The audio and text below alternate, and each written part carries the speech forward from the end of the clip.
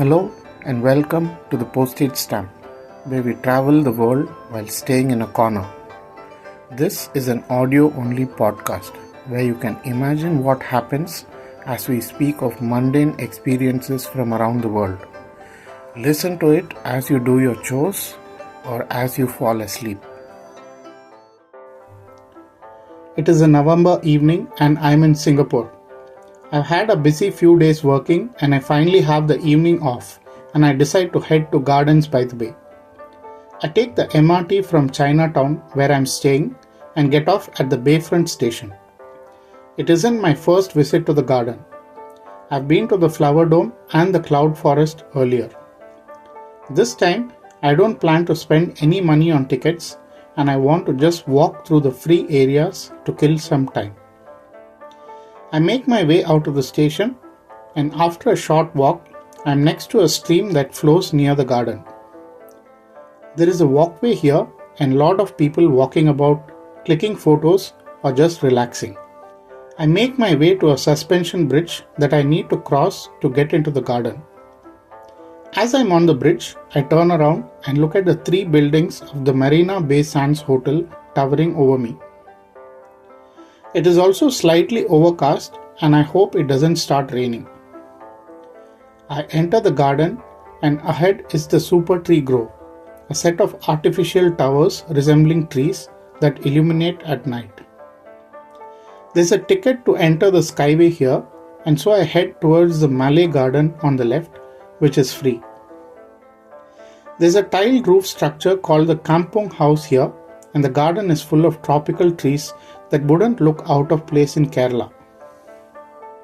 Breadfruit, starfruit, coconut. The pathway leads me through a circular arch to the Chinese garden, which is quite exceptionally landscaped. There are a few boards along the pathway with little bits of trivia about Chinese culture. From the Chinese garden, I follow the path into the Indian garden. There's a banyan tree and along the walkway, another informative display with nuggets of information about various cultural aspects of India. I head out of the gardens and I'm about to reach the garden centerpieces, two enclosed domes that house the Cloud Forest and the Flower Dome. These are ticketed spaces and I don't plan to visit them. In between them is an area that functions like a lobby where people can rest. A huge fan overhead revolves slowly, keeping the air circulating.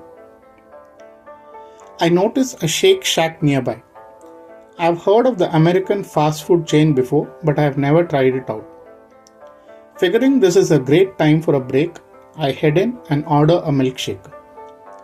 They also have a lot of other stuff like burgers and fries on the menu, but I am too full. While paying for my food, I pick up an interesting souvenir. A Rubik's Cube that's fully black. On each of the cubes, there are little icons of milkshakes and burgers that you have to align instead of the typical colored faces. After my snack, I walk to the area behind the Cloud Dome.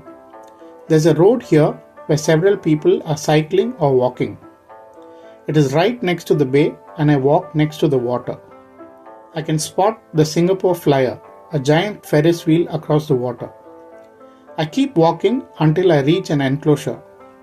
I peep in and inside are huge cacti in a temperature and humidity controlled environment. There are various species of all shapes and sizes. I hurry through as I notice the skies darkening with clouds. Rain seems imminent and the darkness is also reinforced by the setting sun. I keep walking and reach a few areas that seem to have no other visitors. I don't know if it's due to the imminent rain or because it's quite far away from the normal tourist areas. I walk alone on the path and reach a lake. It's full of lilies and I spot several water birds here. My walk takes me past a statue of a large kingfisher made to look as if it's perched on a tree. The wind is blowing quite hard now. I walk to a path that's fully covered by trees and it's quite chilly even though I'm in Singapore. A combination of factors such as the shady trees The imminent rain and the gusts of wind make me shiver slightly, not to mention the whooshing noises and the shadows cast by the trees. Singapore is an incredibly safe city, but my heart is beating faster as the scene looks right out of a horror movie just before something is about to happen to the character on the screen. I reach another lake entirely by accident. It's a bit hidden by trees, and in the twilight I can't really make out it's a lake. I suddenly spot it, a ghostly figure in white that seems to be floating over the water. A bit apprehensive, I walk along the pathway as there is only one way ahead. As I walk ahead, I can get a better glimpse through the gaps in the trees, and I notice a woman in a white dress who seems to be floating over the water. I get closer and finally she comes into full view. She's in the middle of the water, all alone, the lake her background. The overcast skies and Marina Bay Sands Hotel are behind her. I wonder what's up, and finally it all makes sense as I notice another man who's kneeling on the ground on the bank with a camera. It's a photo shoot of some influencer. The man was completely hidden by the trees and bushes until I'm right next to him.